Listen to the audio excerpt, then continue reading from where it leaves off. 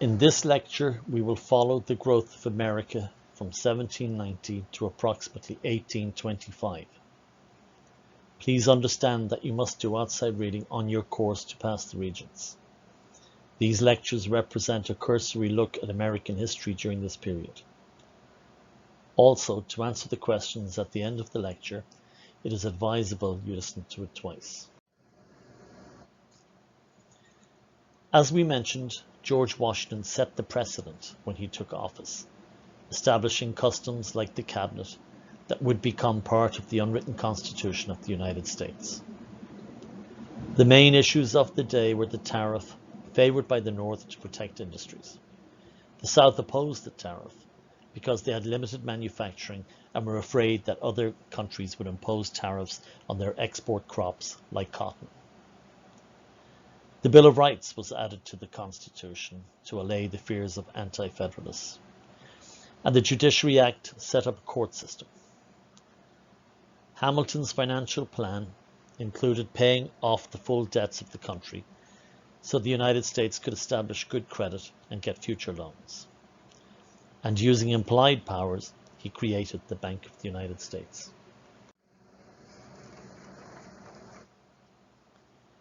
The Whiskey Rebellion started in the west of the country, but unlike the Articles of Confederation, the new government acted decisively. Mustering an army of 15,000 men, George Washington crushed the small rebellion.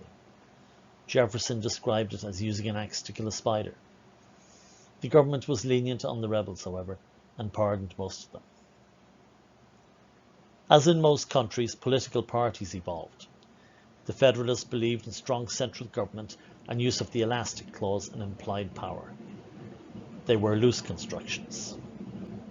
Jefferson and Madison were strict constructions and believe in less government intervention or laissez-faire.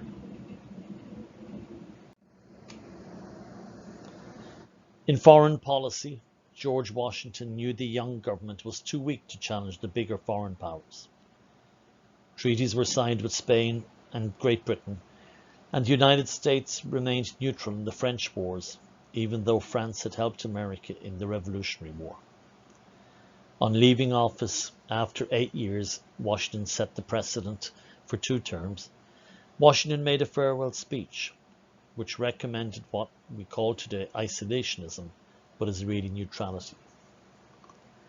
He foresaw what would happen if the United States got involved in overseas alliances and European affairs. Today he would be rolling in his grave with the foreign entanglements of the United States. The United States has about 700 military bases throughout the world today.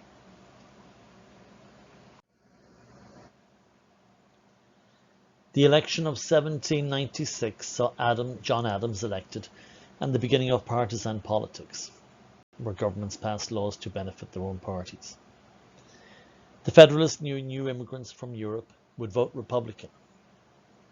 So using the Alien Sedition Act, they denied them citizenship, thus weakening the Republicans. The Republicans were outraged, and the states responded with the Virginia and Kentucky resolutions.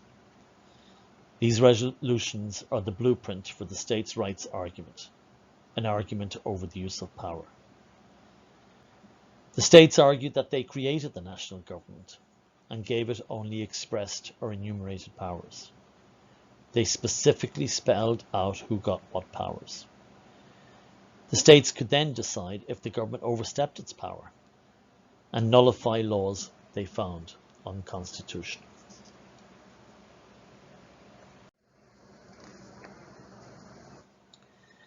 In the 1800 election, which saw power transferred from the Federalists to the Republicans, again a president of one party was elected and a vice president, Aaron Burr, of another party.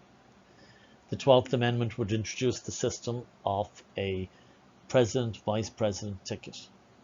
So both vice president and president would be of the one party. The reason that this had to happen was because when they drew up the Constitution, they did not foresee political parties. Jefferson was, as we know, a strict constructionist, but he bought the Louisiana Territory from the French using implied power. His policy of neutrality led to reductions in the size of the army and the navy, but repeated acts of disrespect by the British, who refused to treat American independence seriously, led to the rise of war hawks in Congress, or those in favour of war, namely John C. Calhoun and Henry Clay. In 1812, war with England broke out. The War of 1812 was an ignominious start to the military career of the young nation. Because of Jefferson's cuts, the depleted army and navy were no match for the British. The three main events, the US burning the White House, the Star-Spangled Banner written by Francis Scott Key, and the Battle of New Orleans, are all you need to know. The Battle of New Orleans was indeed fought after the treaty to end the war had been signed. Following this, the United States entered an era of good feelings, where really there was no political opposition to the Republicans. The Monroe Doctrine heralded a new nationalistic fervour and warned European nations to stay out of the Western Hemisphere, or Latin America as it is sometimes known. The Monroe Doctrine is still in effect today, and the United States uses it to interfere in the affairs of countries like Venezuela or Brazil.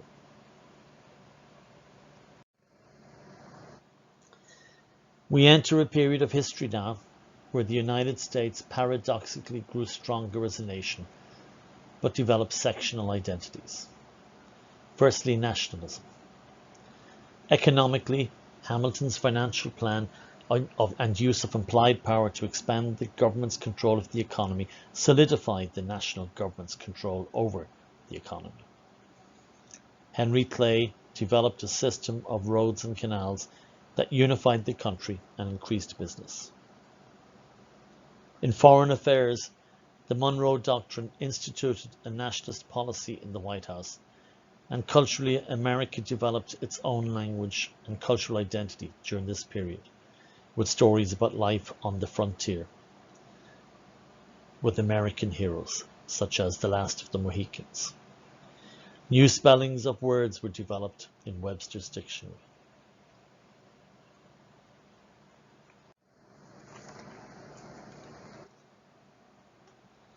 A very important area of nationalism was judicial nationalism. John Marshall, the Chief Justice of the Supreme Court of the United States from 1803 to 1835, presided over a court whose decisions strengthened that of the federal government. Marbury versus Madison established judicial review, the power to decide if a law is unconstitutional or constitutional. Dartmouth College versus Woodward upheld the sanctity of contracts. States had to recognize contracts were legally binding. McCulloch versus Maryland upheld the constitutionality of the National Bank, saying the elastic clause gave the government the implied power to establish it. Also, states could not tax the federal government. Finally, Gibbons versus Ogden said that only the federal government could regulate interstate commerce. The password today is John Lewis. I repeat, the password today is John Lewis.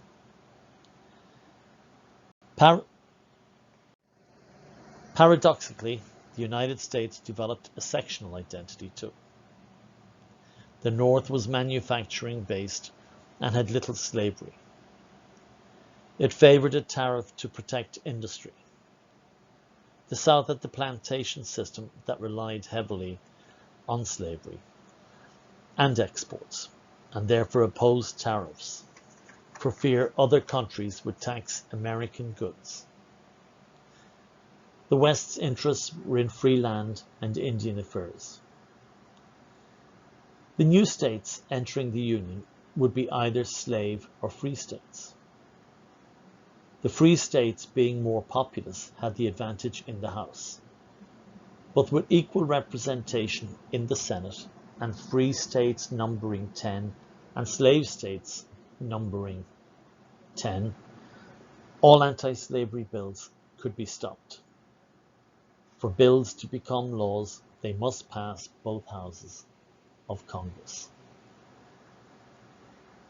And so slavery would rear its ugly head when, in 1819, Missouri applied to become a state.